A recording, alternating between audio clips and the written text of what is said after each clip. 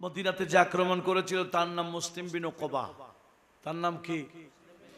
সে 3 দিনের ভিতরে মদিনার অবস্থা খারাপ করে দিয়েছে, 10,000 মদিনাবাসীকে মেরে ফেলেছিল।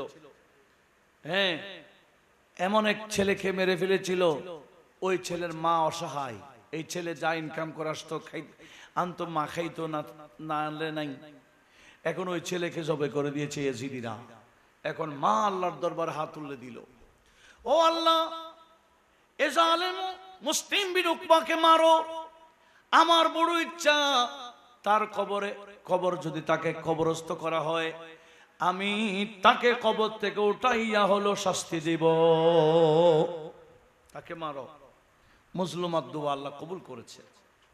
সে মুসলিম বিন উকবা এগুলা 63 হিজরিতে মদিনাতে আক্রমণ করে যখন চলে যাচ্ছে, মদিনার হেরম থেকে বাইর হইতে দেন নাই, তার মরণ শুরু। সে মরণ হয়ে গেছে। মক্কাতে যাওয়ার কথা ছিল, মক্কা তার যাই নাই, সৈন্যরা দামেস্কে চলে গেছে। পরের বছর মক্কাতে আক্রমণ করার জন্য সৈন্য নিয়ে পাঠাইছে। আবার এই সেনাপতি যখন মারা গেছে, তারা আর মক্কাতে যায় নাই।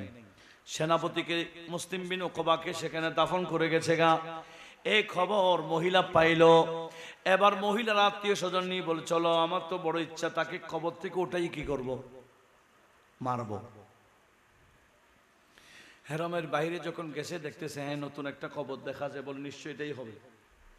বলে পায়ের দিকে খুলম, টেনে বের করে ফেলি। ওই মুসলিম বিন উকবার পায়ের দিকে যখন খুললো, দেখছে বিশাল এক সাপ তার পায়ের মধ্যে পেঁচে তাকে বিষ ঢুকাচ্ছে। কি ঢুকাচ্ছে? কবরের সাপের বিষ কি রকম জানেন? তিরমিজি তো হাদিস আছে, মেশকাতো আছে হাদিসগুলো। দুনিয়াতে এই কবরের একটা সাপ যদি বিষ ছড়ায়, এখনো কোনো উদ্ভিদ জন্মবে না, সবুজ কিছু হবে না, এত মারাত্মক বিষ। কোথাকার সাপ? কবরের খবর আসেনি? হ্যাঁ, কবরের খবর আছে আমাদের। কবর ডেলি 3 বার আমাদেরকে ডাকে। কয়বার? কি বাংলাতে ডাকবে না বেশি দামি ভাষা ইংরেজিতে ডাকবে? হ্যাঁ, আরবিতে ডাকে। আনা বাইতুল ওয়াহদা, মানুষকে বলে, আমাদেরকে বলে, এই আমি একা ঘর। ওয়াল ওয়াহশা, ভয়ানক ঘর। ওয়াল আকরাবি, বিচ্ছুর ঘর। ওয়াল হাইয়া, আমি সাপের ঘর। আনা বাইতুল মুজলামা, আমি অন্ধকার ঘর। ওয়াদ দুদি, কীট পতঙ্গ মশা মাছি পোকা মাকড়ের ঘর। মা আদাত্তালি, আমি কবরে আসার আগে তুমি কতটুকু প্রস্তুতি নিয়েছ? কবর এভাবে ডেলি 3 বার বলে। আমরা কয়বার শুনি? শুনেন কেউ? হ্যাঁ, যে কবরে আমরা ঢুকবো ওই কবর আমাদেরকে ডাকে ডেলি 3 বার, মা আদাত্তালি, আমার জন্য কি প্রস্তুতি নিয়েছ? কবরের চিন্তা থাকলে মসজিদ বলে যেত? কবরের চিন্তা থাকলে হ্যাঁ এভাবে দিন ধর্ম থেকে সরে যেত না? কখনো না। আমাদের অধিকাংশ মানুষ এখন কবরের চিন্তা নাই, সেজন্য কার থেকে কে উপরে উঠতে পারে প্রতিযোগিতা চালাচ্ছে। লিফটের মাধ্যমে উপরে উঠবে, কিন্তু আন্ডারগ্রাউন্ডের খবর, নিচে যাওয়ার খবর আসেনি। কোথায় উঠতেছি? উপরে।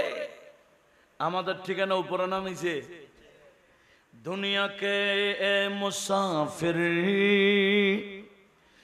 मंजिल तेरा कब्र है,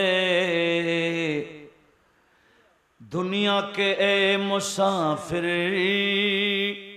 मंजिल तेरी कब्र है, तय कर रहा है जो तो 2 दिन का ये सफर है। একটু জোরে বলি না সুবহান আল্লাহ। महलों में रहने वाले,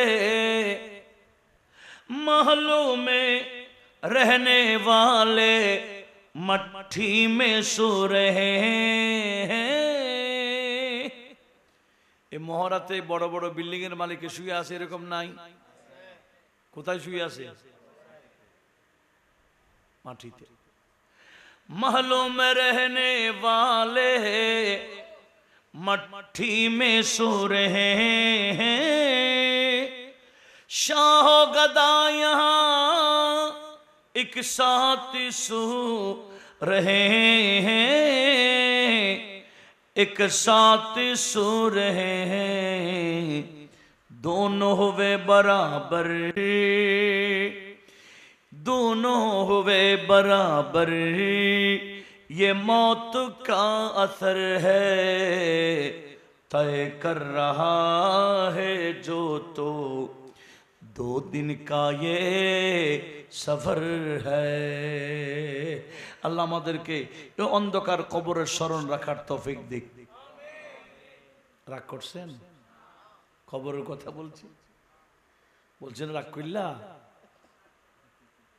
এই কবরে যাইতে হবে কি না হবে এমনি গেলে হবে না প্রস্তুতি নিয়ে গেলে কবর কবর থাকে না কবর জান্নাতের বাগান হয়ে যায় সেজন্য আলা হযরত বলেন কবরে গেলে আরাম শুরু এ রাজা हर काम का एक वक़्त है ए रज़ा हर काम का एक वक़्त है ए रज़ा हर काम का एक वक़्त है एक वक़्त है एक वक़्त है दिल में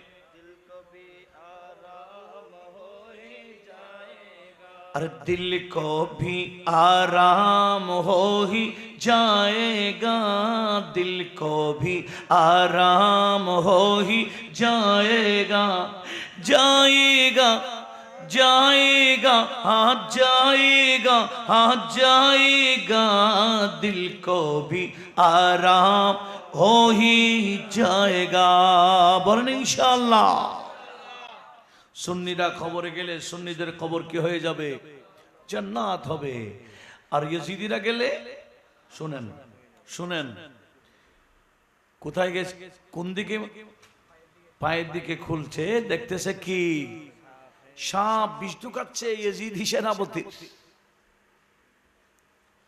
অনেক লাঠি দিয়ে মারে দেখে পাথর মারে দেখে দেখে না সাপ যায় না বলে বাদ দাও ওদিকে মাথার দিকে খুলো ওদিকে টানি তুলে ফেলি মাথার দিকে যখন খুললো ওই ইয়েজিদি সেনাপতি মুসলিম বিন উকবার মাথার দিকে যখন কবর খুললো দেখতেছে গলার মধ্যে আরেকটা বড় সাপ পেঁচিয়ে তাকে কি ঢুকায় ইয়েজিদিদের কবর কি সাপ সেজন্য ভিতরে ভিতরে যাদের এজিদের প্রেমিক হয়ে আছে এখনো সুযোগ আছে তওবা করে হুসাইনি কাফেলায় ফিরে আসার এখনো সুযোগ আছে কথা বলুন ঠিক কিনা আসুন কি বলছিলাম এদিকে সাপ মারার পরও যায় না ওই মহিলা আল্লাহর দরবারে হাত তুলে দিল ও আল্লাহ আমার বড় ইচ্ছাই জালেমকে আমি নিজের হাতে মারব এখন সাপ তো চাই না ওই মহিলা দোয়া করতে সাপ চলে গেল আর ও মুসলিম বিন উকবাকে কবর থেকে উঠাইয়া যেমন ইচ্ছা তেমন শাস্তি দিল ওই মহিলা একটু জোরে বলুন না সুবহানাল্লাহ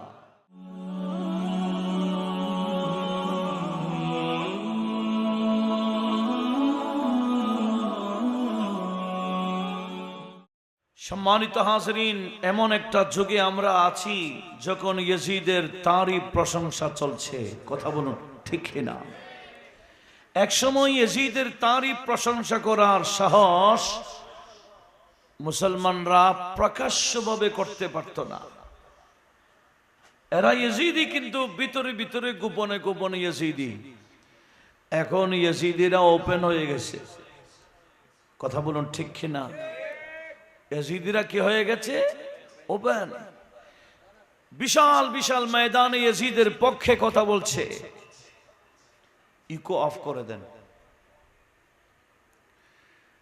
এমনকি আমরা দেখেছি কয়েক বছর আগে আশুরার দিন এবছরও জুমার দিন ছিল কয়েক বছর আগে আশুরার দিন জুমার দিন ছিল আমাদের দেশের একজন পীর এই পীর আসলে ইয়েজিদি পীর সে সবার সামনে ইয়াজিদের তারই প্রশংসা করতে করতে তার জিহ্বা শুকায় ফেলেছিল। কথা বলুন ঠিক না? তাহলে ইয়াজিদি এখনো আছে না? বেশ যথেষ্ট আছে। ইয়াজিদিরা অনেক আছে, আর আমরা হুসাইনিরাও বিক্ষিপ্ত আছি। কথা বলুন ঠিক না? হুসাইনি কিন্তু বেশি, কিন্তু আমরা যে বেশি সেটা আমরা দেখাইতে পারছি না। আমরা পীর ভিত্তিক হয়ে গেলাম। কথা বলুন ঠিক না? অথচ ইয়েজিদিরা 22টা দলে বিভক্ত, কিন্তু হুসাইনিরা একটা দল। এটার নাম আহলে সুন্নাত। আর একটু জোরে বলুন।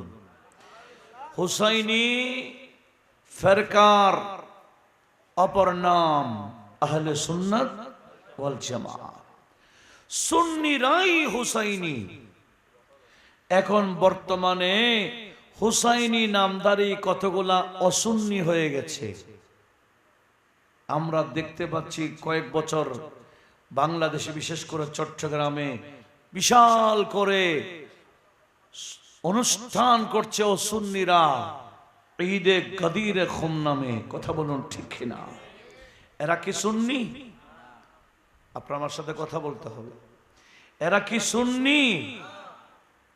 এরা কেমন সুন্নি? এরা নামের সুন্নি, আসলে হলো সুন্নিয়তের বিপক্ষে, যেটা আগে থেকে ছিল। এরা হলো শিয়া। শিয়ারাও প্রকাশ্য, ইয়েজিদিরাও প্রকাশ্য। তবে আমি আপনাদেরকে একটা কথা বলতে চাই, ময়দানে কারবালায় কোফাতে ইমাম হোসেনকে দাওয়াত দিয়েছিল, এরা সবাই ছিল শিয়ানে আলী। কারা? হযরত আলীর প্রেমিক। এরা যখন শুনছে ইমাম হুসাইন মদিনা থেকে মক্কায় চলে আসছে, ইয়াজিদকে সাপোর্ট করেন নাই, এখন শিয়ানে আলীরা, হযরত আলীর প্রেমিক হওয়া খারাপ বিষয় না। হযরত আলীর প্রেমিক হয়ে সাহাবীদেরকে গালি দেওয়া এটা মারাত্মক। কথা বলুন ঠিক না? হযরত আলীর প্রেমিক হয়ে হযরত আলীর শান এমন ভাবে বয়ান দেয় যেটা ওনার শানে প্রযোজ্য না। শিয়াদের আকীদা বড় মারাত্মক। একটু লক্ষ্য করুন। এমনে আলী প্রেমিক, এরকম শিয়ানে আলী তো আমরাও আছি, আমরাও তো আলীর প্রেমিক, কিন্তু আমাদের আকীদা কি কোন খারজির আকীদা, কোন রাফেজির আকীদা, কোন অসুন্নির আকীদা না। আমরা আকীদা রাখি আকায়েদে আহলে সুন্নাহ ওয়াল জামাআ। একটু বড় আওয়াজে বলুন মারহাবা। এই প্রসঙ্গে কিছু কথা বলবো যেগুলো আমাদের অতীব প্রয়োজন বর্তমান সমাজে। আপনারা কি রাগ করবেন? দরকার আছে কিনা? হুসাইনি নামে কিন্তু কাজে ইমাম হুসাইনের বিরোধ। যেমন নাকি শিয়ানে আলীরা, এরা ইমাম হুসাইনকে কুফাতে নিয়ে যাওয়ার জন্য তাদের একজন ইমাম কুফার সুলাইমান বিন সার আল খুজাই তার ঘরের মধ্যে মিটিং করেছে। বলছে শুনছি ইমাম হুসাইন মক্কাতে চলে আসছেন, একটা কাজ করি আমরা ওনাকে এদিকে নিয়ে আসি, আমরা ইমাম হুসাইনের হাতে বায়াত করব, গ্রহণ করব, ইয়াজিদকে আমরা মানি না। তখন সুলাইমান বিন সারাদ বলছেন, তোমরা যদি ইমাম হুসাইনকে এদিকে নিয়ে আসো, ইয়াজিদ কি দেখে থাকবে? ইয়াজিদ তো তোমাদের বিরুদ্ধে সৈন্য পাঠাবে। তখন তোমরা কি করবে? ইমাম হুসাইনের পক্ষে থেকে ইয়াজিদের বিরুদ্ধে কি যুদ্ধ করবে তোমরা? তারা বলে অবশ্যই, আমরা জান মাল দিয়ে ইমাম হুসাইনকে আমরা সহযোগিতা করব। আমরা ইমাম হুসাইনের পক্ষে আছি, ইয়াজিদের পক্ষে নাই। কারা বলেছিল? শিয়ারা। এক কথায় বলেন কারা? আমার ওয়াজ মুখস্থ করে যেতে হবে। শিয়ারাই দাওয়াত দিয়েছিল ইমাম হুসাইনকে, বলেছিল আমাদের জান মান কোরবান করে হলো ইমাম হুসাইনের পক্ষে থাকবো। যারা এভাবে ওয়াদা দিয়ে ইমাম হুসাইনকে দাওয়াত দিয়েছিল, এরাই ইমাম হুসাইনের বিরুদ্ধে তলোয়ার নিয়েছিল। যারা ইমাম হুসেনকে দাওয়াত দিয়ে কুফাতে নিয়েছিল, এরাই যারা ইমাম হুসাইনের পক্ষে মুসলিম বিন আকিলের হাতে 18,000, এক বর্ণনায় 40,000 বায়াত গ্রহণ করেছিল মুসলিম বিন আকিলের হাতে ইমাম হুসেনের পক্ষে থাকবে বলে। এরাই আবার ইমাম হুসেনের বিরুদ্ধে তলোয়ার নিয়েছিল। একটু বড় আওয়াজে বলুন নাউজুবিল্লাহ। এরা কি আসলে হুসাইনি না ভণ্ড? এরা কি আসলে হযরত আলীর প্রেমিক? না, এরা ভণ্ড। আমাদের দেশেও হযরত আলীর প্রেমিক সেজে এরা গান গায়, দমাদম মস্ত কলন্দর আলী দা পহলা নম্বর, বলে না? বলে কি না? এটা কি আমাদের আকীদা? হযরত আলী কি পহলা নাম্বার না চৌথা নাম্বার? একটু জোরে বলুন। আহলে সুন্নাত ওয়াল জামাতের আকীদা হলো হযরত আলীর স্থান কয় নম্বরে? কিন্তু এরা আমাদের ভিতরে ঢুকে বলছে দমাদম মস্ত কলন্দর আলীদা পহলা নাম্বার। আর হযরত আলী বলে, এই ধরনের আলী দা পহলা নাম্বার যারা বলে, এদেরকে আমি আলী পাইলে আমি তাদেরকে 80 দুররা দিতাম। ইমামে আহমদ বিন হাম্বল, যিনি ইমামে বুখারীর উস্তাদ, ওনার একটা কিতাব আছে ফাদাইলুস সাহাবা, পারলে নোট রাখেন, বর্তমানে এগুলা জানা দরকার। ফাদাইলুস সাহাবার মধ্যেও হযরত মাওলা আলী শের খোদার এই বাণীটা নোট করেছেন। হযরত আলী বললেন, মান ফাদ্দালানি আলা আবি বকরিন ওয়া উমারা, যে ব্যক্তি আমি আলীকে হযরত সিদ্দিক আকবর এবং ফারুক আজমের উপরে স্থান দেই, আমাকে ওনাদের উপরে নিয়ে যাই, আমাকে ওনাদের চেয়ে বড় বলে, এইরকম কোন বান্দাকে পাইলে লা জালাতু হাদ্দাল মুফতারি, আমি ওই ব্যক্তিকে অপবাদ দিলে যেভাবে 80 দুররা দেই, আমি আলী তাদেরকে 80 দুররা দিব। উচ্চ আওয়াজে বলুন নাউজুবিল্লাহ। শিয়ারা এরা ইমাম হুসাইনের প্রেমিক বলে, আর এদিকে মাওলা আলী শের খোদাকে 1 নম্বর বলে। বলে না, নবীর পরপর স্থান হযরত আলীর ছিল। আবু বকর সিদ্দিক এবং ওমর এনারা জুলুম করেছেন। একটু বড় আওয়াজে বলুন না নাউজুবিল্লাহ। এরাও প্রকাশ্য হয়ে গেছে, দুনো দল প্রকাশ্য, এজিদিরও প্রকাশ্য, শিয়ারাও প্রকাশ্য। আহলে সুন্নাত ওয়াল জামাত এখনো আছেন। সেজন্য শিয়াদের উপর মাওলা আলী শের খোদার হাত নয়, বেলায়েতের হাত আমাদের উপর। মাওলা আলীর বেলায়েতের হাত আমাদের উপর। বলেন না কাদের উপর? কেন? আমরা মাওলা আলীকে মহব্বত করি, ওনার আওলাদদেরকে মহব্বত করি, পাশাপাশি যার স্থান যেরকম সেরকম দি। কথা বলুন। সেজন্য এক আশেক বলে, আমাদেরকে কেউ ধ্বংস করতে আসতে চাইলে তারা নিজেরাই ধ্বংস হয়ে যাবে। কেন? বলে আমাদের মাথায় মাওলা আলীর ভেলায়েতের হাত রয়েছে। একটু বলুন মারহাবা।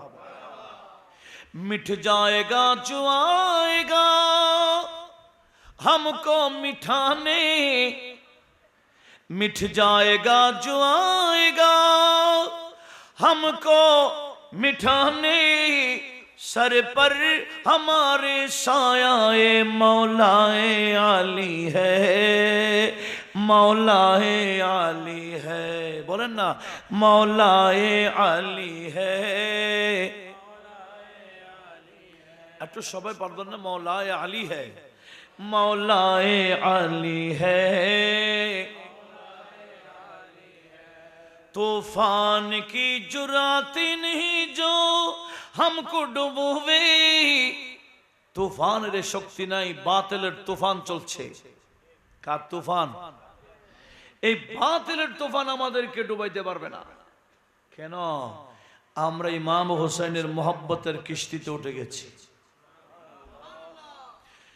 तूफान की जुरात नहीं जो हमको डुबोवे, नैया का खिवैया तो नैया का खिवैया तो हुसैन इब्ने अली है, हुसैन इब्ने अली है, हुसैन इब्ने अली है। सर पर हमारे साए मौलाए अली है, मौलाए अली है, मौलाए अली है, मौलाए अली है। একটু বড় আওয়াজে বলুন ইনশাআল্লাহ। সেজন্য আমাদেরকে সজাগ থাকতে হবে। আখিরি জামানা ঈমান বাঁচানো অনেক কঠিন অবস্থা চলছে। তো আমাদের ইমামে আলী মাকাম ইমাম হোসেনের আদর্শকে মজবুত ভাবে ধারণ করতে হবে।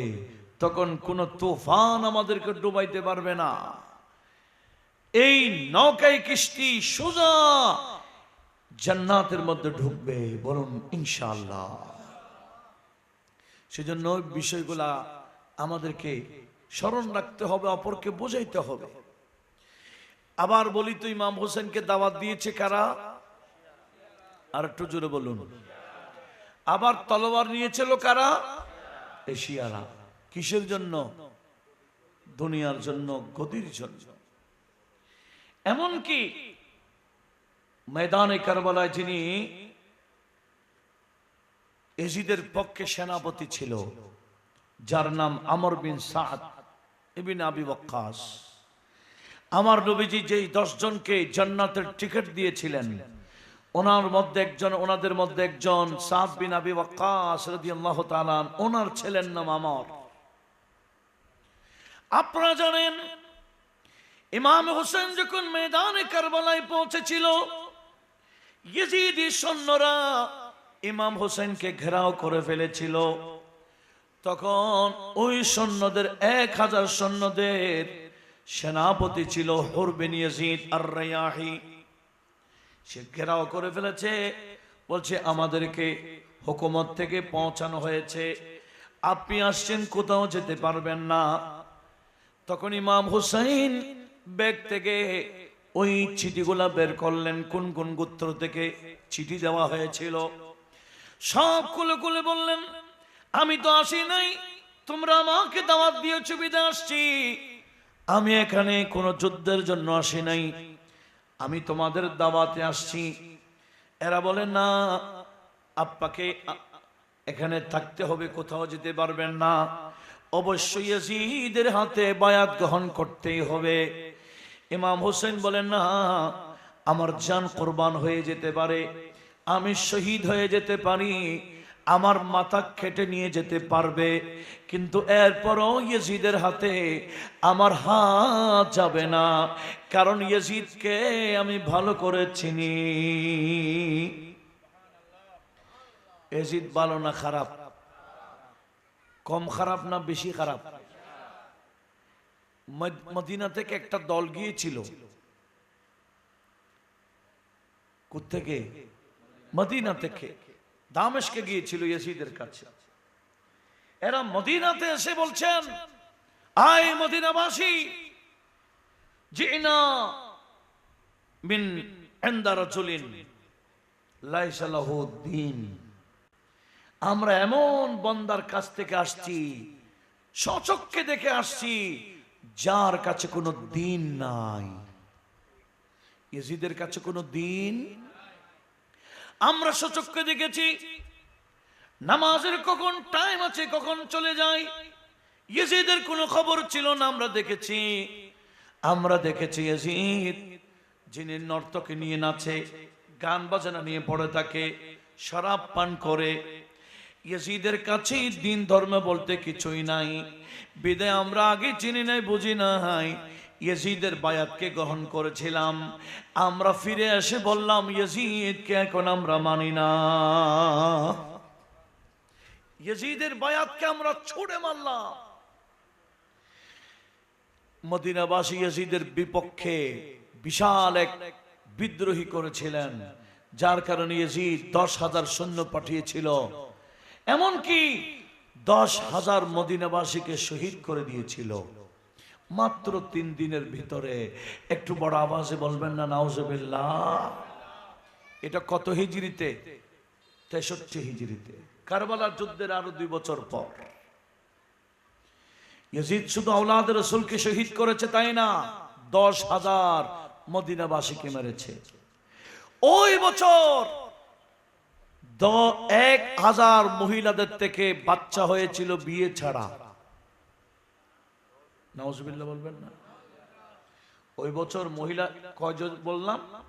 1,000 নারী বাচ্চা প্রসব করেছিল, যে নারীদের বিয়ে হয় নাই। কেন? এই ইয়াজিদের সৈন্যরা ধর্ষণ করেছিল। একটু বড় আওয়াজে বলুন না নাউজুবিল্লাহ। এখন ইয়াজিদি গ্রুপের ধর্ষণের ছড়াছড়ি চলেনি, ধর্ষণের প্রতিযোগিতা চলছে না? হ্যাঁ, রাগ করছেন নাকি? কথা বলেন না, না ভয় পাচ্ছেন? একটু দরশরী পড়েন। সালাতুন ইয়া রাসূলুল্লাহ আলাইকুম इस उम्मत की खातिर शब रोज रोना नबी जी का बस ये काम अल्लाह अल्लाह सलातुनिया।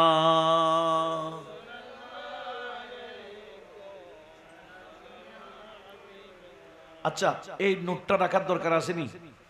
একটু বলেন না, বলেন না। কয় হিজরির কথা বললাম? 63। এই ইয়াজিদিরা মদিনার নারীদেরকে ধ্বংসন করেছিল। ধ্বংসন। কয়জন আওলাদ হয়েছিল? অবৈধভাবে 1,000 সন্তান প্রসব করেছিল। বড় আওয়াজে বলুন না নাউজুবিল্লাহ। এটা কি তাদের নতুন ইতিহাস? মসজিদ নাপাক করে ফেলা, মসজিদে নববীর মতো মসজিদের মধ্যে নাপাক করেছিল, মসজিদকে জ্বালিয়ে দেওয়া, নাপাক করা, এটা ইয়াজিদিদের নতুন কোনো খাসলত না, এটা শুরু থেকে তাদের অভ্যাস। কথা বলুন ঠিক না? ইয়াজিদিরা গদির লোভে যা ইচ্ছা তা করতে পারে। কিসের লোভে? আমি যে কথাটা বলতে চাচ্ছিলাম, ইয়াজিদি চিনাই তো বর্তমানে কারা ইয়াজিদি, নাম যেটাই হোক, কারা ইয়াজিদি আমি আপনাদের সামনে একটু পরিচয় করাইতে চাই। আপনারা কি রাগ করবেন? লক্ষ্য করুন, ওই যে আমর বিন সাদ, এক সাহাবী যাকে আমার নবীজি জান্নাতের টিকিট দিয়েছেন, ওনার ছেলে। এখন হুর বিন ইয়াজিদ ইমাম হুসাইনের বক্তব্য শোনার পরে ইমাম হুসাইনের মহব্বত হুর বিন ইয়াজিদের অন্তরে এসে গেল। উনি একা একা গিয়ে বলছেন, ইমাম, আপনার বিরুদ্ধে আমি যুদ্ধ করতে পারবো না, আপনাকে আমি অ্যারেস্ট করে ধরে রাখতে পারবো না, আমাকে মেরে ফেললে মেরে ফেলুক, আজকের রাতে রাতে আপনি চলে যান। এভাবে 3 রাত সুযোগ দিয়েছিলেন ইমাম হোসেনকে হুর বিন ইয়াজিদ, সেনাপতি। কিন্তু নসিব, ইমাম হোসেন 3 রাত ঘুরে ঘুরে যেখান থেকে রওনা আবার সেখানে এসে পৌঁছে যেতেন ফজরে ফজরে।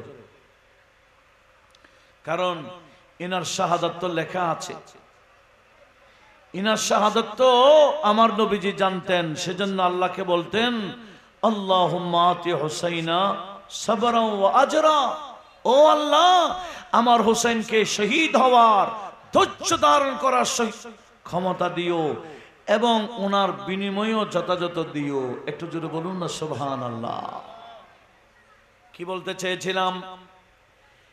ইমাম হুসাইনের প্রতি ওই সেনাপতি মহব্বত দেখাচ্ছে, এই খবর উবাইদুল্লাহ ইবনে জিয়াদ জেনে ফেললো। সে বলছে, সেনাপতিকে রাখবো না, এটাকে পাল্টাইতে হবে, নতুন সেনাপতি নিয়োগ দিব। কাকে দিব, কাকে দিব? অনেকজনের নাম প্রস্তাব আসছে। একজন বলল সেনাপতির জন্য আমর বিন সাদকে ডেকে দিতে পারেন। তখন ডেকে আনা হলো, গভর্নর হাউসে বসাইলো। এ আমর বিন সাদ মানি ওই সাহাবী 10 জনের একজনের ছেলে। ওনাকে দেখে ওবাইদুল্লাহ ইবনে জিয়াদ বলেছিল, এ আমর, তোমাকে কেন ডেকেছি জানো? বলে না তো। বলে হুর বিন ইয়াজিদ, হুর বিন ইয়াজিদ যিনি সেনাপতি, সে তো হুসাইনের পক্ষে মহব্বত দেখাচ্ছে, আমি তাকে সেনাপতি রাখবো না, নতুন সেনাপতি নির্ণয় করব, আমি তোমাকে প্রস্তাব দিচ্ছি। কথা কি মনোযোগ আছে? এই গভর্নর যখন, এই ওবাইদুল্লাহ ইবনে জিয়াদ যখন আমরকে প্রস্তাব দিল হুসাইনের বিরুদ্ধে যুদ্ধ করতে হবে, ও আমর রাগ দেখালো, গরম হয়ে গেল। বলছে, ওবাইদুল্লাহ, তুমি কাকে কি প্রস্তাব দিচ্ছ? আমি কে চিনো না? আমার নবীজি আমার আব্বাকে জান্নাতের টিকিট দিয়েছেন, আমাদের অন্তরে আওলাদ রাসূলের মহব্বত আছে। এভাবে এমন ভাবে গরম হয়ে বলল। অনেকক্ষণ ওবাইদুল্লাহ ইবনে জিয়াদ শুনলো। শোনার পরে বলতেছে, আমর, তুমি এরকম জোশের মধ্যে কেন গেলা? একটু হোশ করো, একটু কি করো। বলে কি হোশ? বলে ইমাম হোসেনের সাথে 100 জনও নাই, 1000 তো ওখানে আছে, আরো 4000 এখন তোমার সাথে দিব, 5000 হবে। হোসেনের বিরুদ্ধে যুদ্ধ করলে তুমি তো জয়লাভ করবা। আর তোমাকে বলে দিলাম, জয় লাভ করতে পারলে মুলকের রায়ের গদি তোমাকে দেওয়া হবে। মুলকের রায় মানে বর্তমান তেহরান। তেহরান আগে না চিনলে এখন চিনে কিনা? এটা কোথায়? এই ইনারা সব ঘুম নাকি? হ্যাঁ, ইরানের রাজধানীর নাম কি? তেহরান। সেই তেহরানকে আগে বলা হতো মুলকের রায়। বলকে মুলকের রায়ের গদি তোমাকে দেওয়া হবে। এতক্ষণ যিনি লাফাই ছিল, আমাদের অন্তরে আওলাদ রাসূলের প্রেম আছে, মহব্বত আছে, ভালোবাসা আছে, তার সামনে যখন মুলকের রায়ের একটা গদি এনে দিল, এখন তার পরীক্ষা চলছে। একদিক দিয়ে গদির মহব্বত, একদিক দিয়ে নবী এবং আলে নবীর মহব্বত, সে কোন দিকে যাবে পরীক্ষা চলছে। শয়তানও এসে গেল, বলছে মুলকের রায় বিশাল, এটার গদি তো বড়। তার ভিতরে এখন আস্তে আস্তে কিসের লোভ ঢুকে গেল? একটু জুড়ে বলেন না। গদির লোভ ঢুকে গেল। যে তখন চিল্লাই ছিল, আমার অন্তরে আওলাদ রাসূলের প্রেম আছে, ভালোবাসা আছে বলেছিল, সে আবার বলছে, এ ওবাইদুল্লাহ, হুসাইনের বিরুদ্ধে যুদ্ধ করলে, জয়লাভ করলে মুলকের রায়ের গদি দিবা বলেছ, এটা কি মৌখিক না লিখিত দিবা? মৌখিক না স্টাম্প দিবা? বলে না, স্টাম্প দিব। বলে তাহলে আমাকে সেনাপতির ড্রেস পড়াই দাও, সৈন্য রেডি করে দাও, হুসাইনের বিরুদ্ধে আমি রেডি। গদির লোভে কার বিরুদ্ধে গেছে গা? গদি চাইলে মানুষের ইমানও উল্টাই দিতে পারেনি। মসজিদ থেকে মন্দিরে যাইতে পারেনি, না পারে না মনে হয়। গদিয়ে চাইলে মসজিদ থেকে মন্দিরে পৌঁছা দিতে পারে, এটাকে আমরা দেখি নাই। গদিয়ে চাইলে শুধু ওয়াজ না, রামকৃষ্ণের ওয়াজ করতে পারে, নিজেও কান্দে, সবাইকে কান্দায়। গদিয়ে চাইলে উরুসের গোশতকে পায়খানা বলে, গু বলে, নাপাক বলে, ওদিকে মূর্তির নামে যেগুলা প্রসাদ রেডি করা হয় সেগুলা খাইতে পারে। গদির লোভে, গদির জন্য মাজার ভাঙতে পারে, মন্দির পাহারা দিতে পারে। কথা বলুন ঠিক না? এটা কি আমি বানাই বলছি না প্রমাণিত? কেউ কি আমাদেরকে বলছেন না দেখছি? হ্যাঁ, এরা লাঠি নিয়ে মন্দির পাহারা দেয়, ওই লাঠি নিয়ে মাজার ভাঙে। কেন? এরা তো ইয়েজিদি। কারণ এরা বলে আমাদের রুহানি বাবার তো মাজার নাই। ইয়াজিদ হলো তাদের রুহানি বাবা। ইয়াজিদের মাজার আছে, কবর কোথায় কেউ জানে না। ইয়াজিদের কবর কোথায় কেউ জানে না, মাজার কোত্থেকে? আরে মাজার তো ইমাম হুসাইনের। শরীরে পাক যেখানে সেখানেও মাজার, মাথা মোবারক যেখানে সেখানেও মাজার। হুসাইনিরাই মাজার ভক্ত, কথা বলুন ঠিক কিনা? ইয়াজিদিরা কি মাজারের পক্ষে থাকবে না বিপক্ষে?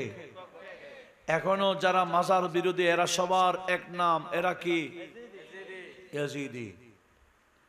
কি রাগ করছেন? এটাই বাস্তবতা।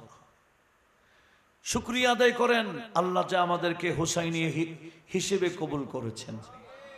আলহামদুলিল্লাহ বলবেন। হুসাইনি মানে ইমাম হুসাইন এখনো আছে নাকি? নাম শেষ? কিভাবে? শরীর তো এক জায়গায়, মাথা আর এক জায়গায়। হ্যাঁ, শরীর এক জায়গায়, মাথা অন্য জায়গায়। আল্লাহ বলেন মাথা যেখানে সেখানেও জিন্দা, শরীর যেখানে সেখানেও জিন্দা। কিরকম জিন্দা, কেমনে জিন্দা? ওয়ালাকিন লা তাশউরুন, এটা তোমরা বুঝবে না। জিন্দা করেন কে? শরীরও জিন্দা, মাথা জিন্দা। মাথা শরীর ছাড়া জিন্দা, শরীর মাথা ছাড়া জিন্দা। কেন? ইমাম হুসাইন তো নরমাল শহীদ না, উনি শহীদ আজম।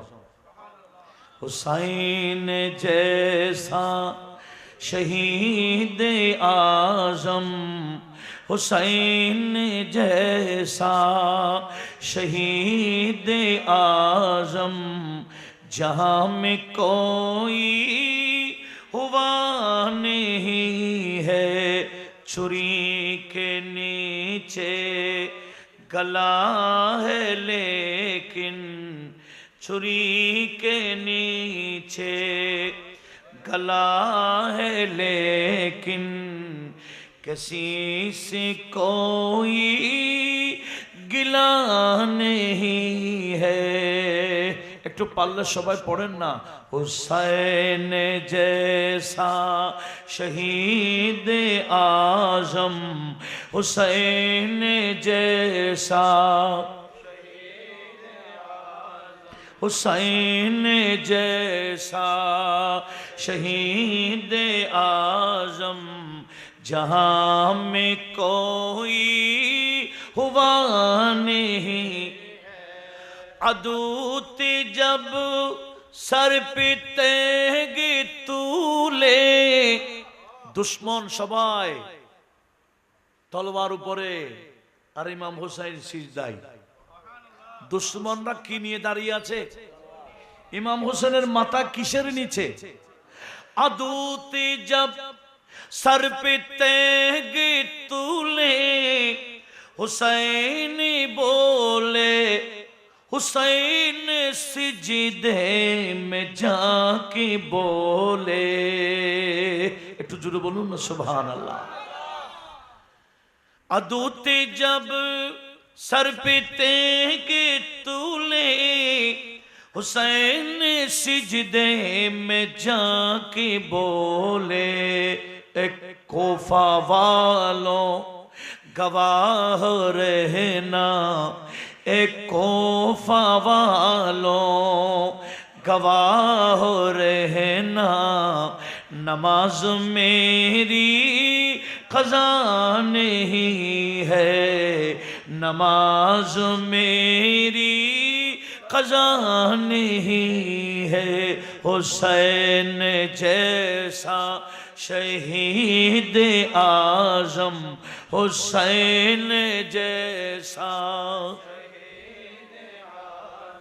जहाँ में कोई हुआ नहीं।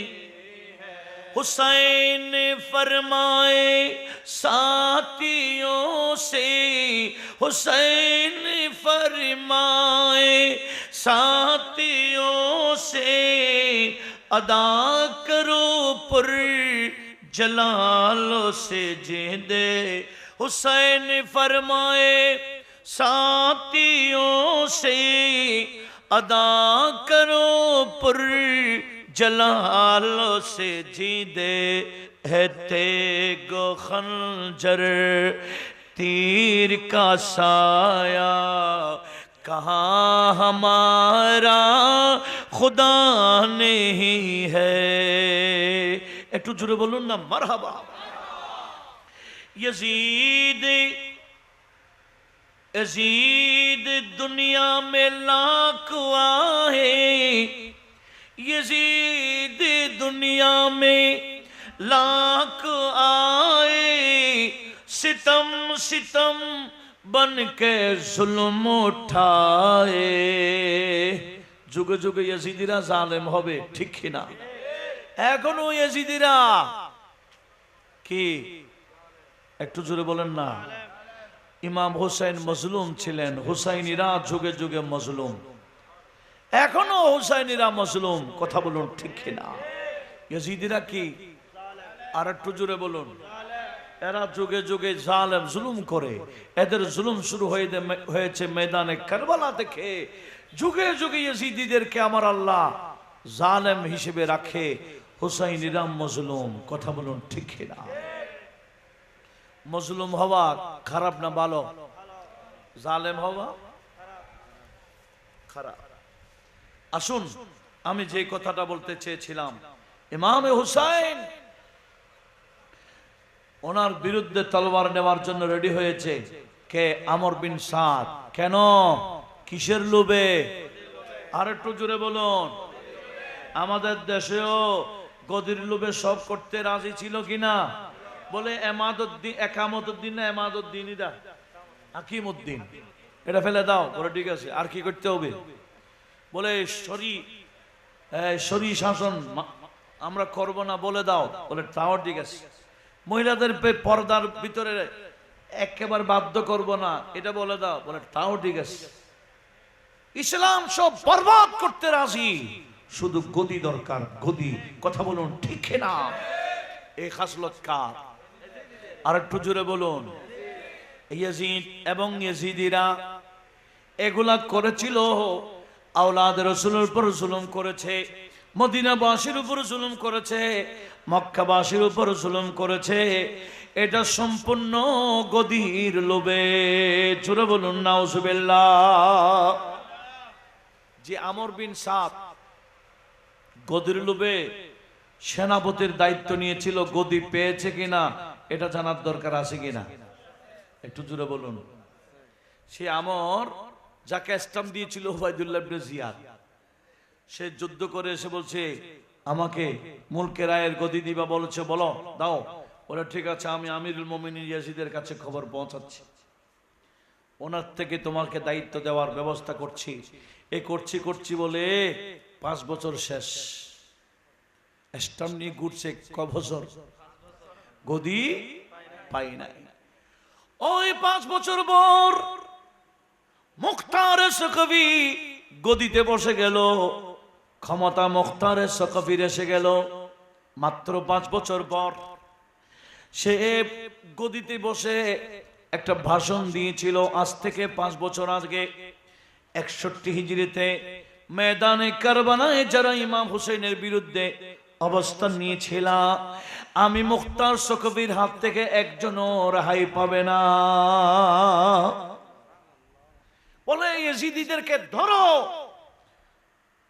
একদিনে 257 জন ইয়াজিদিকে অ্যারেস্ট করা হয়েছে। কদিন? কয়জন? মুখতার সকবি বলে এদেরকে আনো। সৈন্য রাগাই দিল, মাঠের মধ্যে লাইন কাতার করে ইয়াজিদিদেরকে তীর মেরে মেরে দুনিয়া থেকে জান্নাতে না জাহান্নামে। ইয়াজিদিদের ঠিকানা কি জান্নাত না জাহান্নাম? জান্নাতে যাবে হুসাইনিরা, কথা বলুন ঠিক কিনা? ইমাম হুসাইন জান্নাতের সরদার, আর ইয়াজিদ যে জাহান্নামে যাবে এবং ইয়াজিদিরা জাহান্নামে যাবে, এটা কোরআন শরীফে আছে। কোথায় আছে? আমাদেরকে এই নোটগুলা রাখার দরকার আছে কিনা? কোরআনে পাক সূরা মারইয়াম, বিশেষ করে আমার ইয়ং জেনারেশন ভাইরা একটু নোট করুন। সূরা মারিয়াম আয়াত নম্বর 59। সেখানে কি আছে? আমার আল্লাহ বলেন ফাখালাফা মিন বাদিহিম খালফুন আদাউ সালাতা ওয়াত্তাবাউ শাহাওয়াতি ফাসাউফা ইয়ালকাউনা গাইয়া। রব্বুল আলামিন বলেন আমার বন্ধুর পরে, সাহাবীদের পরে এমন কিছু মানুষ আসবে, এক নম্বরে এদের কাজ হবে আদাউ সালাত, এরা নামাজ বরবাদ করে ফেলবে, ওয়াত্তাবাউ শাহাওয়াত, এরা মন গড়া চলবে, শরীয়তের ধার ধারবে না, ফাসাউফা ইয়ালকাউনা গাইয়া, অতি শীঘ্রই তারা গায় নামক জাহান্নামে যাবে। জোরে বলুন নাউজুবিল্লাহ। এটা কোরআন শরীফের আয়াতের তরজমা। সাহাবীদের পরে আসবে, নামাজ বরবাদ করবে, মন গড়ায় চলবে, এদের ঠিকানা গায় নামক জাহান্নাম। কোন শরীফের? কোন সূরা? কয় নাম্বার আয়াত? এখানে কি ইয়াজিদের নাম আছে? হ্যাঁ, নাই। কিন্তু আমার আল্লাহ যাকে কোরআনের বয়ান শিখাইছেন উনি কে?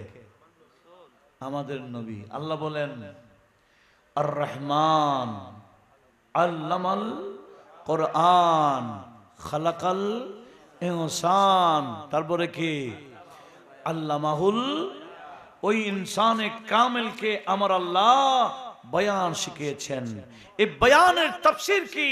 বলে বয়ান মানে ইলম মা কানা ওয়া মা ইয়াকুন। ইলম মা কানা ওয়া মা ইয়াকুন, যা হয়েছিল, যা হবে, সব কিছুর বয়ান আল্লাহ বন্ধু নবীকে শিখাইছেন। সেজন্য আমাদের নবী জানে না এমন কোনো বিষয় নাই। নবীকে শিখাইলেন কে? এখন বলে না বিশ্ব নবী লিখতে জানে না, পড়তে জানে না, আলিফ বা তা ওয়াহিদ ইসলাম সালাস এগুলো বিশ্ব নবী বুঝে না, সব বিয়াদব বুঝে। নবী বলে কিছু জানে না। নবীর শানে বিয়াদবি করে এরকম বন্দা এখনো আসেনি। এরা বলে না নবী আমার কোনো লাভ করতে পারে না। এমপি একটা বলছে না, বিয়াদব এমপি কি বলছে? বলে নবী বলে তার লাভ করতে পারে না। নবীজি বলেন আল্লাহ আমাকে পাঠিয়েছে সারাপা লাভ, সারাপা রহমত, বরকত, নিয়ামত হিসেবে। নবীজি বলছেন হায়াতি খায়রুল লাকুম লিআন্নী উহাদ্দিসু লাকুম, আমার জীবন দশা তোমাদের জন্য কল্যাণ, কারণ যে কোনো সমস্যায় পড়ো আমি সমাধান করি। ওয়া মামাতি খায়রুল লাকুম, আমার ইন্তেকাল হওয়া, কবরে যাওয়া তোমাদের জন্য কল্যাণ, কারণ তুরাদু আলাইয়া মালুকুম, আমি যখন কবরে যাব তোমাদের আমল আমার সামনে পেশ করা হবে। তোমাদের আমল ভালো দেখলে আমি আল্লাহর শুকরিয়া আদায় করব, খারাপ আমল দেখলে, গুনাহের আমল দেখলে আমি আল্লাহর দরবারে তোমাদের পক্ষে ক্ষমা প্রার্থনা করব। এখনো নবীজি আমাদের জন্য ক্ষমা চাই কিনা? কোন দিন? শুক্রবারে নবীজির দরবারে আমাদের আমল পেশ করা হয়। কোন দিন? এই যে দিন গেছে দিন। আল্লাহর দরবারে আমাদের আমল পেশ করা হয় সপ্তাহে 2 দিন, সোমবার এবং বৃহস্পতিবার। আর নবীজির দরবারে আমাদের আমল পেশ করা হয় কোন দিন বললাম? এই জুমার দিন। সেজন্য নবীজি কেঁদে কেঁদে আমাদের জন্য এখনো ক্ষমা চায়। মোদের জন্য কান্দেন নবী ওই মদিনাতে, বলেন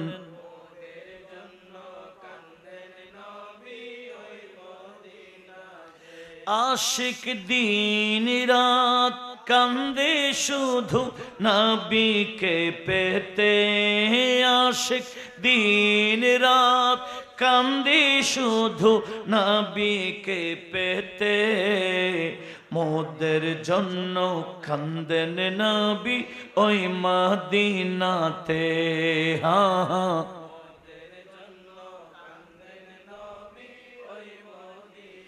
সবাই তো কবরে রেখে চলে যায়, তারপরে তে আমার প্রিয় নবী এসে যায়। আশিকের টেনে নবী আশিকের টেনে নবী নিবেন বুকেতে মোদের জন্য কান্দেন নবী ওই মদিনাতে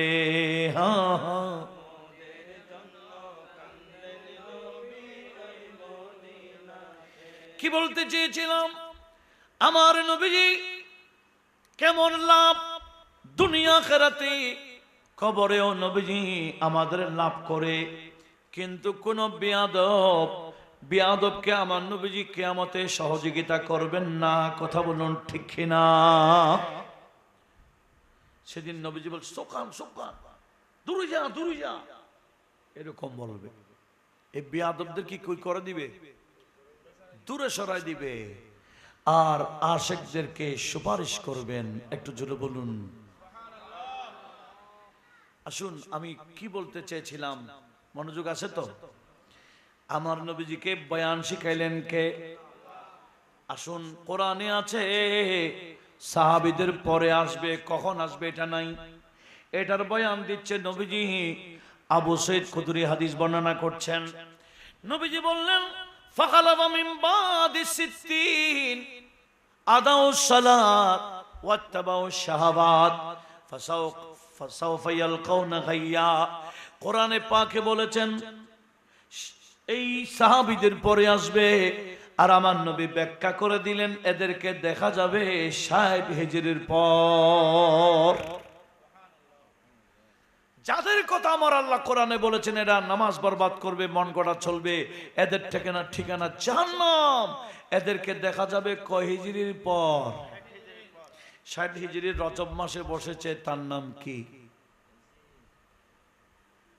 ৬০ হিজরির রজব মাসে গদিতে বসেছে তার নাম ইয়াজিদ সেজন্য নবীর বিখ্যাত সাহাবী যাকে আমার নবীজি বাতিনি ইলম দিয়েছেন সে আবু হুরায়রা রাদিয়াল্লাহু তাআলা প্রায় সময় দোয়া করতেন আল্লাহুম্মা ইন্নী আউযু বিকা মির রাসিস সিত্তিন ওয়া ইমারাতিস সিবিয়ান ও আল্লাহ আমি আবু হুরায়রাকে ৬০ হিজরি দেখাইও না কারণ আমি জানি ৬০ হিজরিতে অল্প বয়সের একজন রাজা গদিতে বসবে অল্প বয়সের রাজাকেও দেখতে চাই না ৬০ হিজরিও দেখতে চাই না আল্লাহ ওনার দোয়া কবুল করেছেন ৫৯ হিজরিতে ওনার ইন্তেকাল হয়ে যায় ইমারাতুস সিবিয়ান মানে অল্প বয়সের রাজা ইমাম হুসাইনের সামনে ইয়াজিদ ছিল অল্প বয়সী কারণ ইমাম হুসাইনের জন্ম হয়েছে ৪র্থ হিজরি কত আর ইন্তেকাল ৬১ হিজরির মুহররমুল হারাম ১০ তারিখ তখন ওনার বয়স আপনার নাই মনে হয় কত ৪র্থ হিজরিতে জন্ম মারা গেছেন ৬১ ৬০-এর পর ৬০ হিজরি ধরলাম না কারণ ৬১ শুরু মাত্র কত আর ইয়াজিদের জন্ম হয়েছিল ২৬ হিজরি তখন ৬০ হিজরিতে ইয়াজিদের বয়স কত আপনার কি বিরক্ত লাগছে এগুলো জানার দরকার আছে না ইয়াজিদের জন্ম কত হিজরি বললাম ২৬ গদিতে বসছে ৬০ হিজরি কত বছর তখন এদিকে ইয়াজিদের বয়স ৩৪ এদিকে ইমাম হোসেনের বয়স ৫৬ ঠিক আছে না তাহলে ইমাম হোসেনের সামনে ইয়াজিদ ছোট বড় না ছোট ছোট ইয়াজিদ কি সিবিয়ান সেজন্য আবু হুরায়রা বললেন ও আল্লাহ সেই ছোট বাচ্চার রাজত্ব আমাকে দেখাইও না ৬০ হিজরিও আমাকে দেখাইও না সেই কোরআন দ্বারা প্রমাণিত ইয়াজিদের ঠিকানা কোথায় জাহান্নাম ফাসাউফা ইয়ালকাউনা গাইয়া ইয়াজিদ এবং কিয়ামত পর্যন্ত যত ইয়াজিদি এদের ঠিকানা কোথায় জাহান্নাম একজন ইয়াজিদিদের একটা সিজদাও আল্লাহর দরবারে কবুল হবে না সিজদা আল্লাহর দরবারে কবুল করাইতে চাইলে হোসাইনি হওয়া আবশ্যক কারণ আমার নবীজি কসম করে বলেছেন ওয়াল্লাযী নাফসি বিয়াদিহি ওই খোদার শপথ করে বলছি, যার কুদরতি হাতে আমি নবীর জান, লা ইয়ানফাউ আবদান আমলুহু, কোন বান্দার আমল বান্দাকে ফায়দা দেবে না, হাত্তা ইয়ারিফা হাক্কানা, যতক্ষণ পর্যন্ত আমি এবং আমার আহলে বাইতের হক বুঝবে না, আমাদেরকে চিনবে না, আমাদেরকে মহব্বত করবে না, ততক্ষণ পর্যন্ত কোন বান্দার নামাজ ইবাদত বন্দেগী কবুল হবে না, লাভ হবে না। এই ইমাম হুসাইন এবং নবী এবং আলে নবীর মহব্বত থাকলেই সিজদা কবুল। সেজন্য নামাজের ভিতরে ওনাদের উপর দরুদ শরীফ লাগাই দিছে কিনা, এটা তো সুন্নাহ, এটা তো ওয়াজিব না ফরজ না। দরুদ শরীফ না পড়লে নামাজ হয়ে যায়, এটা ফিকহ ফতোয়ার কিতাবের কথা ফতোয়া। আর আমার নবীজি ফতোয়া দিচ্ছেন নামাজ হয়ে যায় ঠিক, কিন্তু আল্লাহর দরবারে কবুল হয় না। তাহলে নামাজ হোনা এক হে, কবুল হোনা और है, কি বুঝছেন? নামাজ হয়ে যাওয়া এক কথা, কবুল হওয়া। আমাদের দেশে অনেক মুসল্লি এমন আছে, আরে এত সুন্দর কেরাত, রুকুতে গেলে আর উঠে না, সিজদায় গেলে আর উঠে না, এত সুন্দর নামাজ, নামাজ তো হয়ে গেছে কিন্তু কবুল হয় না। আরে নামাজ হয়ে যাওয়া একটা, কবুল হওয়া उसके लाख सजदे भी काम नहीं आएगा, अज़मत मोहम्मदी से, अज़मत मोहम्मदी से क़ल्ब जिसका खाली है, अज़मत मोहम्मदी से क़ल्ब जिसका खाली है। सलातुनिया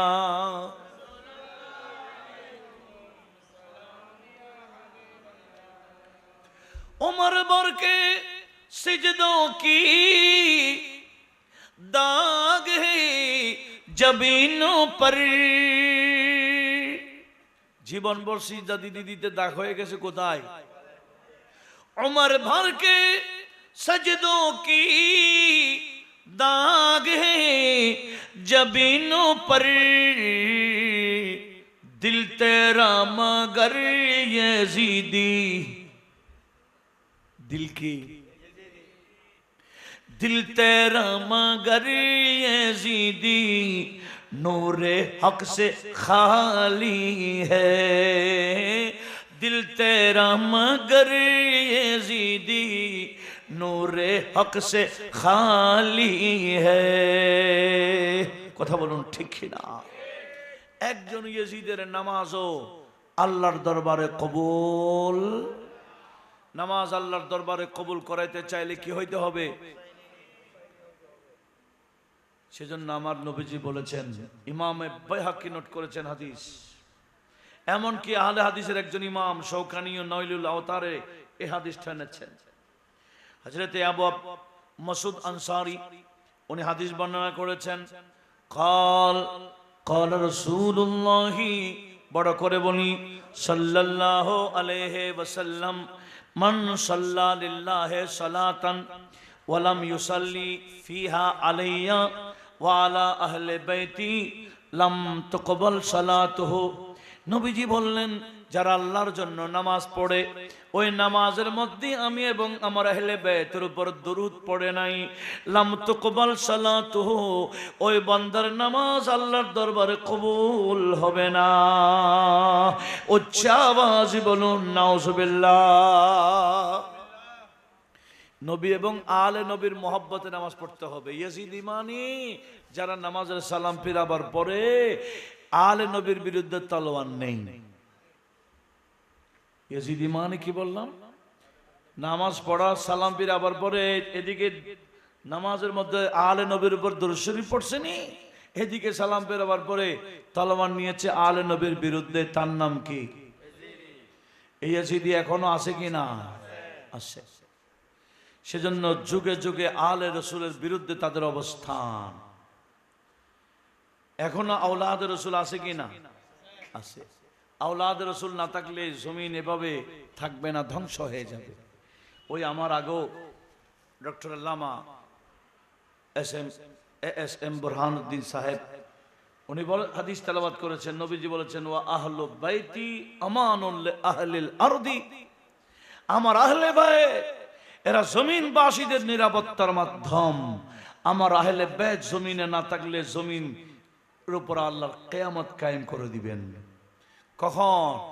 একেবারে শেষ আহলে বাইতে রাসূল ইনি হবেন ইমামে মাহদি। একটু জোরে বলুন না সুবহানাল্লাহ। ইমামে মাহদি ইনিও ইমাম হোসেনের বংশের। ইমাম মাহদি কার বংশে?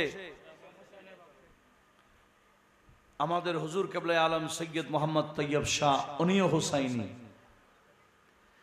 আর এই দেশে হিন্দুস্তান যখন অখণ্ড ভারতবর্ষ, এদেশে যিনি ইসলাম প্রচার করেছেন উনি খাজা গরিব নওয়াজ। কারো কোনো দ্বিমত আছে? একটু জোরে বলা আছে? हिंदुस्तान में ख्वाजा पिया ने दीन नबी पहलाया है, राह खुदा में मरना जीना ख्वाजा हमें बतलाया है, राह खुदा में मरना जीना ख्वाजा हमें बतलाया है।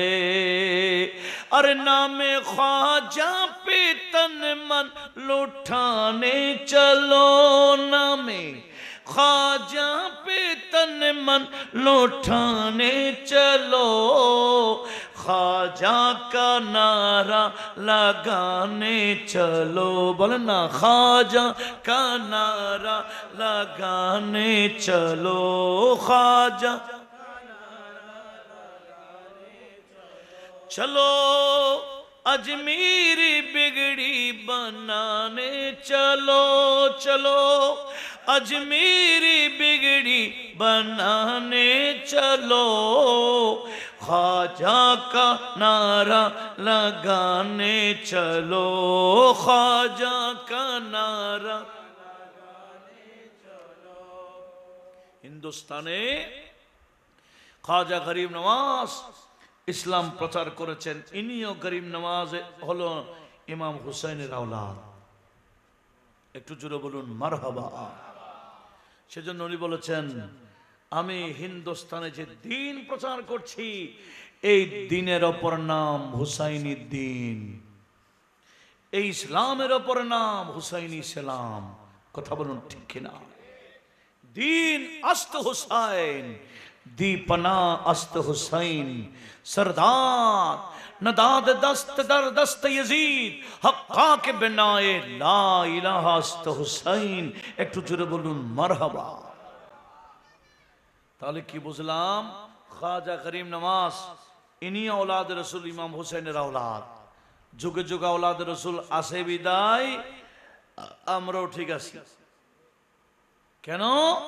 আওলাদ রাসূল চলে গেলে, আওলাদ রাসূল জমিনে না থাকলে আমার আল্লাহ জমিন ধ্বংস করে দিবে, কিয়ামত কায়েম করে দিবে। আওলাদ রাসূলদের উসিলায় আমরা জীবিত আছি, যথাযথভাবে আছি, আযাব গজব থেকে আমরা রেহাই পাই। জোরে বলুন। সেজন্য আমরা দেখেছি আরো বেশ কয়েক বছর আগে, করোনার আগে মনে হয় এটা, এই রবিউল আউয়ালের 12 তারিখ 10 নম্বর সিগন্যাল দিয়েছিল, মনে আছে আপনাদের? তখন সৈয়দ মোহাম্মদ তাহের শাহ মুদ্দা জিল্লু উনি চট্টগ্রামে ছিলেন, যার কারণে চট্টগ্রামের মানুষ ভয় করে নাই, জুলুসে চলে গেছে। বলে তুফান হইল, আমরা কোথায়? আলে রাসূলের জুলুসে জায়গা। কেন? আকীদা বিশ্বাস ছিল যেই জমিনে আলে রাসূল থাকে আমার আল্লাহ সেখানে তুফান দেয় না। তুফান কি হয়েছিল? হ্যাঁ, হয় না। কেন? ইনাদের ওসিলায় আল্লাহ আমাদেরকে আযাব গজব থেকে বাঁচায়। একটু বড় আওয়াজে বলুন না সুবহানাল্লাহ। তো আমি কি বলতে চেয়েছিলাম, যে বান্দা গদির লোভে আওলাদ রাসূলকে মেরেছিল স্টাম্প নিয়ে ঘুরেছিল কয়দিন একটু বলেন না, পাইছিল? কি রকম হয়েছে একটু জানার দরকার আছে না? ওই মুখতার সাকফি এলান করে দিল, যাকে যেখানে পাও ধরো। সবাই পালিয়ে চলে গেল। এমনকি উবাইদুল্লাহ বিন জিয়াদ পালাইলো, শিমর বিন জিশন পালাইলো, খলিদ বিন ইয়াজিদ পালাইলো। এভাবে বড় বড় যারা সরদার ছিল সবাই পালিয়ে গেল। কিন্তু ওই গদির লোভে যে সেনাপতির দায়িত্ব নিয়েছিল সে পালাই নাই। সে, তার নাম কি বলছিলাম? আমর বিন। সে পালায় নাই। সে বলছে মুখতার এটা তো আমার ছোটকালের বন্ধু, বাদশাহ উনি তো আমার ছোটকালের বন্ধু, আমাকে কি আর মারবে? সেজন্য বাকিরা পালাইলো, সে পালাই নাই। একদিন সৈন্য পাঠাই দিল, এই আমরকে ধরে নিয়ে আসো, আমি ডাকছি বলো। যখন সৈন্য গেল আমর বিন সাদের ঘরে, বলছে কেন ডাকতেছে? আমার বন্ধু মুখতার সাকফি কেন ডাকে? তার ছেলেকে হাফস, ছেলের নাম হাফস। হাফস, তুমি চাও তো আঙ্কেল কেন ডাকে একটু দেখো, তোমার আঙ্কেলে কেন ডাকে একটু দেখে আস। এই হাফস গেল, সালাম দিয়ে বলছেন আঙ্কেল আপনি কি আমার বাবাকে আসতে বলেছেন? বলে তোমার বাবা কই? বলে আছেন তো, উনি ঘরে আছেন। বলে আজকে কেন ঘরে? ওই কারবালার যুদ্ধের দিন ঘরে থাকে না কেন? আচ্ছা তুমি বসো। হাফসকে বসাইলো চেয়ারে। এদিকে বাইরে গিয়ে জল্লাদকে ডেকে বলছে এই আমরকে আনার দরকার নাই, ঘরে গিয়ে কল্লা কেটে আমার টেবিলে নিয়ে আসো। কার? আমর বিন সাদের। আমর বিন সাদের মাথা যখন টেবিলে আনলো, কাপড় মোড়াইয়া সামনে বসে আছে কে? হাফসকে ডাক দিয়ে বলে হাফস এখানে এটা কি দেখো তো। সে কাপড় খুলে দেখতেছে তার বাবার মাথা করে আসে। তখন দাঁড়িয়ে বলছে চাচা আপনি কি আমাকে এটা দেখাবার জন্য বসাইছেন? বলেন না না, এই মাথা ইমাম হুসাইনের বদলা নিয়েছি। ইমাম হুসাইনের বড় ছেলে, যার চেহারাটা হুবহু আমার নবীর চেহারা ছিল, যার নাম আলী আকবর, ওনার মাথার বদলা নেই নাই। তোমার মাথাও টেবিলে আসবে হযরত আলী আকবরের মাথার বদলায়। আয় জল্লাদ হাফসের মাথাও নিয়ে আসো। হুকুম দিতে দেন নাই, ধরে নিয়ে গিয়ে মাথা কেটে বাপ ছেলে দুজনের মাথা টেবিলে রেখে দিল। কয় বছর পর? যে গদির জন্য কাজ করলো, গদি পাইছে না মাথা কাটছে? আর যে উবাইদুল্লাহ ইবনে জিয়াদ কুফার গভর্নর ছিল, তার মাথাও কাটছে এই মুখতার, কেটে গভর্নর হাউসের বাইরে ফেলে দিয়েছে। তিরমিজি শরীফের হাদিস আসছে, এই উবাইদুল্লাহ ইবনে জিয়াদ যে কুফার গভর্নর ছিল, তার মাথা কেটে যখন বাইরে নিক্ষেপ করে দিয়েছে, মানুষ সবাই গুল করে তার মাথাকে দেখতেছে। হঠাৎ করে একজন বলছে কাজ্জাত জাত, মানে এসে গেছে এসে গেছে। ওমা কি এসেছে? দেখতেছে সাপ। এতগুলো মানুষ আমরা বসে থাকলে সাপ আসবে? বলেন না। সাপেরও একটু ভয় আসেনি? আছে।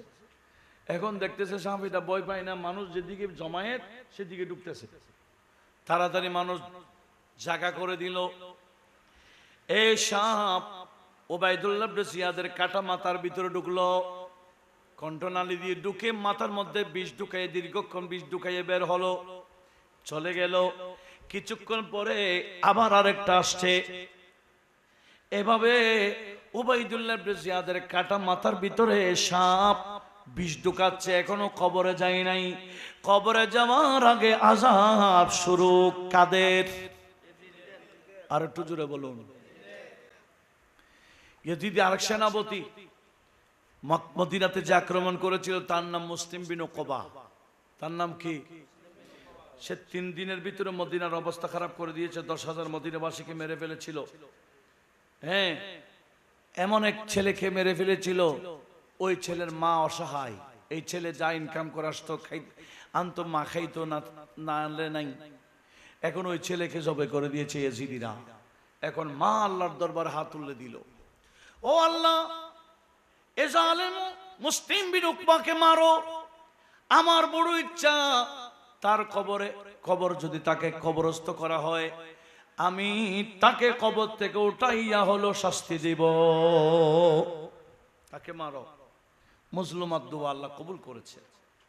সে মুসলিম বিন উকবা এগুলা 63 হিজরিতে মদিনাতে আক্রমণ করে যখন চলে যাচ্ছে, মদিনার হেরম থেকে বাইর হইতে দেন নাই, তার মরণ শুরু।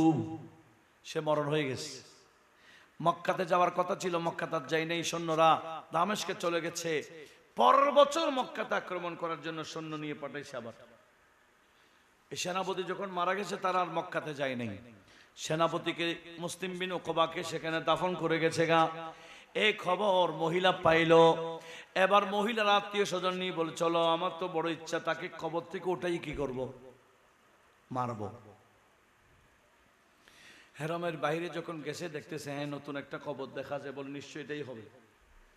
বলে পায়ের দিকে খুলম, টেনে বের করে ফেলি। ওই মুসলিম বিন উকবার পায়ের দিকে যখন খুললো, দেখছে বিশাল এক সাপ তার পায়ের মধ্যে পেঁচে তাকে বিষ ঢুকাচ্ছে। কি ঢুকাচ্ছে?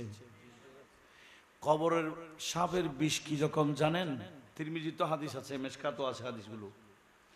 দুনিয়াতে এই কবরের একটা সাপ যদি বিষ ছড়ায়, এখনো কোনো উদ্ভিদ জন্মবে না, সবুজ কিছু হবে না, এত মারাত্মক বিষ।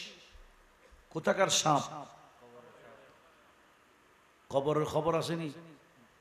হ্যাঁ, কবরের খবর আছে আমাদের। কবর ডেলি 3 বার আমাদেরকে ডাকে। কয়বার?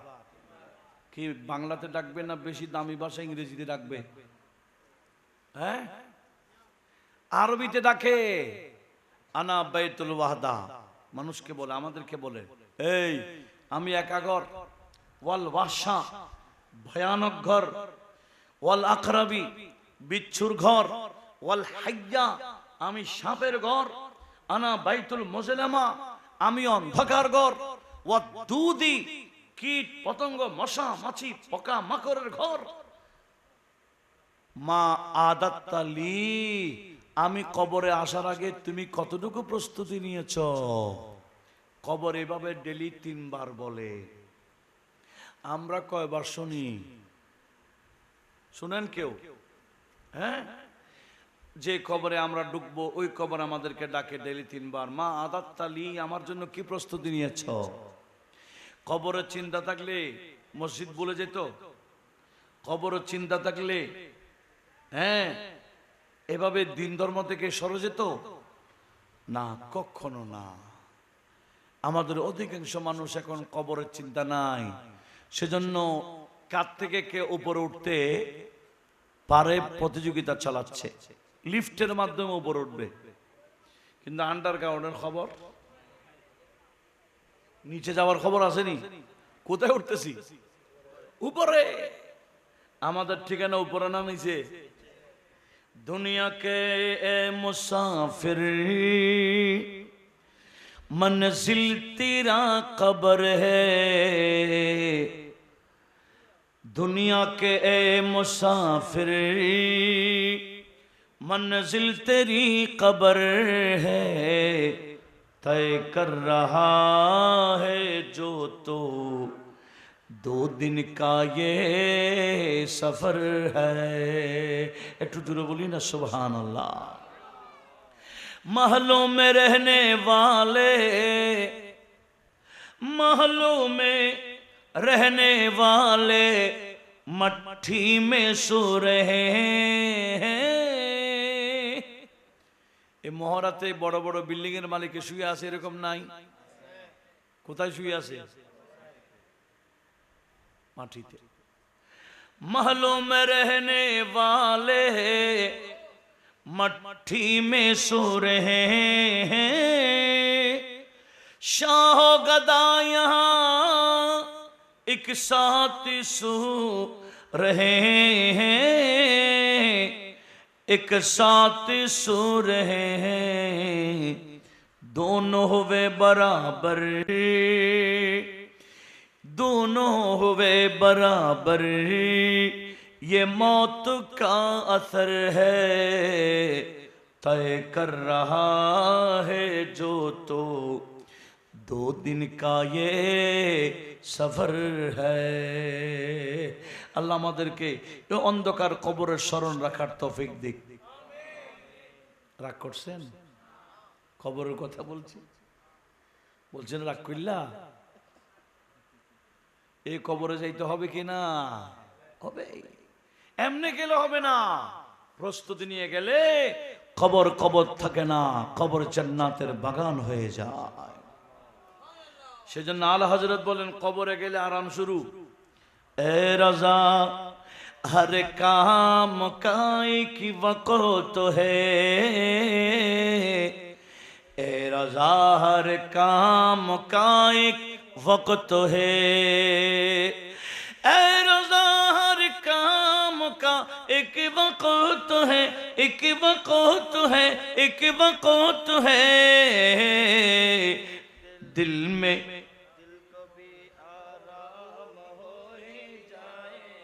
अरे दिल को भी आराम हो ही जाएगा, दिल को भी आराम हो ही जाएगा, जाएगा जाएगा हाँ जाएगा हाँ जाएगा, दिल को भी आराम हो ही जाएगा। बोलें इंशाअल्लाह। সুন্নিরা কবরে গেলে সুন্নিদের কবর কি হয়ে যাবে? জান্নাত হবে। আর ইয়েজিদিরা গেলে শুনেন শুনেন, কোথায় গেছে? কোন দিকে? পায়ের দিকে খুলছে, দেখতেছে কি? সাপ বিষ ঢুকাচ্ছে ইয়েজিদি সেনাপতি। অনেক লাঠি দিয়ে মারে দেখে, পাথর মারে দেখে, দেখে না সাপ যায় না, বলে বাদ দাও, ওদিকে মাথার দিকে খুলো, ওদিকে টানি তুলে ফেলি। মাথার দিকে যখন খুললো, ওই ইয়েজিদি সেনাপতি মুসলিম বিন উকবার মাথার দিকে যখন কবর খুললো, দেখতেছে গলার মধ্যে আর একটা বড় সাপ পেঁচিয়ে তাকে কি ঢুকায়? ইয়েজিদিদের কবর কি? সাপ। সেজন্য ভিতরে ভিতরে যাদের এজিদের প্রেমিক হয়ে আছে, এখনো সুযোগ আছে তওবা করে হুসাইনি কাফেলায় ফিরে আসার, এখনো সুযোগ আছে। কথা বলুন ঠিক কিনা? আসুন, কি বলছিলাম, এদিকে সাপ এদিকে সাপ, মারার পরও যায় না। ওই মহিলা আল্লাহর দরবারে হাত তুলে দিল, ও আল্লাহ, আমার বড় ইচ্ছাই জালেমকে আমি নিজের হাতে মারব, এখন সাপ তো চাই না। ওই মহিলা দোয়া করতে সাপ চলে গেল। আর ও মুসলিম বিন উকবাকে কবর থেকে উঠাইয়া যেমন ইচ্ছা তেমন শাস্তি দিল। ওই মহিলা এ খবর পেল ইয়াজিদ। কে পেল? বলে আমার সেনাপতিকে খবর থেকে উঠাই মারছে, আমাকে কি বাদ দিবে? বিদায়, আমি মারা গেলে কেউ যাতে আমার কবরের তত্ত্ব না জানে। বলছে আমাকে রাতের গভীরে তোমরা পাবলিসিটি করিয়ে না, আমি মারা গেলে তোমরা কয়েকজন মিলে জানাজা পড়ে আমার ঢুকাই দিবা, তবে কোথায় ঢুকাবে কেউ যাতে না জানে। এখনো পর্যন্ত সেই ইয়াজিদের কবর কোথায় কেউ জানে না। সেজন্য ইয়াজিদি মুসলমানদের কি নাই? মাজার নাই। এরা মাজার বিরোধী। কথা বলুন ঠিক না? বর্তমানে ইয়াজিদি মুসলমানরা মাজার বিরোধী না? সেজন্য যত ইচ্ছা পেরেছে মাজার ভাঙছে, ঠিক কিনা?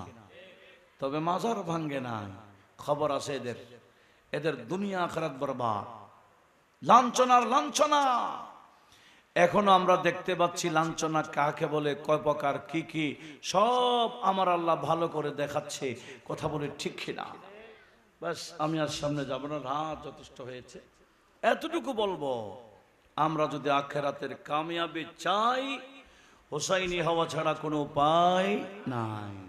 সেজন্য ইয়াজিদিরা দুনিয়া তো লাঞ্ছিত হবে, কবরে গেল লাঞ্ছিত। এরা অভিশপ্ত জীবন, স্থায়ী জীবন হবে অভিশাপে।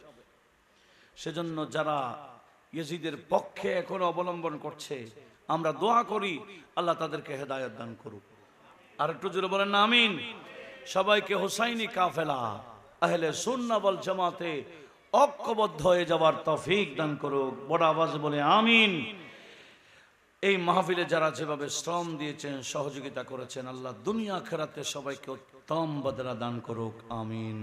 ওমা আলাইনা ইল্লাল বালাগ ওয়া আখিরু দাওয়ানা আনিল হামদুলিল্লাহি রাব্বিল আলামিন। আসসালামু আলাইকুম ওয়া রাহমাতুল্লাহি ওয়া বারাকাতুহু। সুন্নিয়তের প্রচারের স্বার্থে ভিডিওটি লাইক, কমেন্ট ও বেশি বেশি শেয়ার করুন। বাংলা সুন্নি মিডিয়ার সাথেই থাকুন। ধন্যবাদ।